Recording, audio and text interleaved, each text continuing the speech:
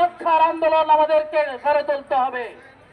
সংগ্রামী জনতা, সকলকে আজকে র্যালিতে অংশগ্রহণ করার উদাত্ত আহ্বান জানিয়ে এবং সংস্পর্শে যায়, কেউ কেউ তাদেরকে হাত মিলানো থেকে বিরত রাখতে চায়। আমি টান দিয়ে বলি, আসো ভাই, তোমার সাথে একটু বুক মিলাই, কারণ তোমার বুকের ঘামটা আমার জন্য আফর, সুগন্ধি, সৌভাগ্যের কারণ। তোমার রুজি হালাল। আল্লাহ হাবিব বলেছেন, ওই সমস্ত গরিব দুঃখী মেহনতি মানুষ সচ্ছল মানুষদের চাইতে 500 বছর আগে আল্লাহর জান্নাতে প্রবেশ করবে।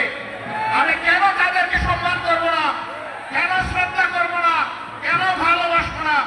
অবশ্যই আমাদেরকে ভালোবাসতে হবে। আজকের এই স্টেজটা মাশাআল্লাহ শ্রমিকদের দখলে। আমি তো আজকে আপনাদের রুহানি সহকর্মী, কিন্তু একদম জিসমানি সহকর্মী হচ্ছেন সেক্রেটারি জেনারেল জামাত ইসলামী, তিনি শ্রমিক কল্যাণ ফেডারেশনের কেন্দ্রীয় সভাপতি ছিলেন। এরপরে বসা আছেন আমাদের নায়েবে আমিরদের মধ্যে যিনি বয়সে জ্যেষ্ঠ, জনাব অধ্যাপক মুজিবুর রহমান সাহেব, তিনিও আপনাদের কেন্দ্রীয় সভাপতি ছিলেন। এরপরে আরেক নায়েবে আমির, তিনি বর্তমান কেন্দ্রীয় সভাপতি। একজন মাত্র নায়েবে আমির বাকি আছে, ডক্টর সৈয়দ আব্দুল্লাহ মোহাম্মদ তাহের। আমি ভাবতেছি তাকেও কোনদিন প্রাণ দিয়ে আপনারা কেন্দ্রীয় সভাপতি বানাই নেবেন, আর আমার পালা শেষে ইনশাআল্লাহ। কাজেই শ্রমিকদেরকে আমরা কিভাবে মূল্যায়ন করি, এই বিষয়টা আজকের স্টেজে একটা তার প্রতিচ্ছবি। আলহামদুলিল্লাহ, আমরা আসলে মানুষের মধ্যে কোনো বৈষম্য দেখতে চাই না, এবং মানুষকে তার কর্ম, শ্রম কিংবা শিক্ষা অথবা পেশাগত জীবন দিয়ে আমরা বিবেচনা করতে চাই না। মানুষ আশরাফুল মাখলুকাত, দল ধর্মের ঊর্ধ্বে উঠে আমরা মানুষকে সম্মান জানাতে চাই, এবং এরকমই একটা বাংলাদেশ গড়তে চাই।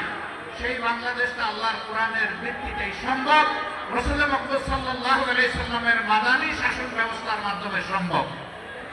বাংলাদেশ জামাত ইসলামী এই সম্মান এবং শান্তির শাসন ব্যবস্থা কায়েম করার জন্য লড়াই করে যাচ্ছে। এই লড়াইয়ে আপনারা অংশীদার, গর্বিত অংশীদার।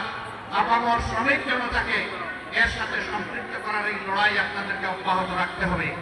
শ্রমিক বোন এবং গৃহকর্মীদের উদ্দেশ্যে আমি একটা কথা বলতে চাই, আমাদের প্রতিপক্ষ আমাদের বিরুদ্ধে অপবাদ ছড়ায়, জামাতে ইসলামী ক্ষমতায় গেলে মহিলাদের আর কোনো কাজ করতে দেবে না, ঘর থেকে বের হতে দেবে না।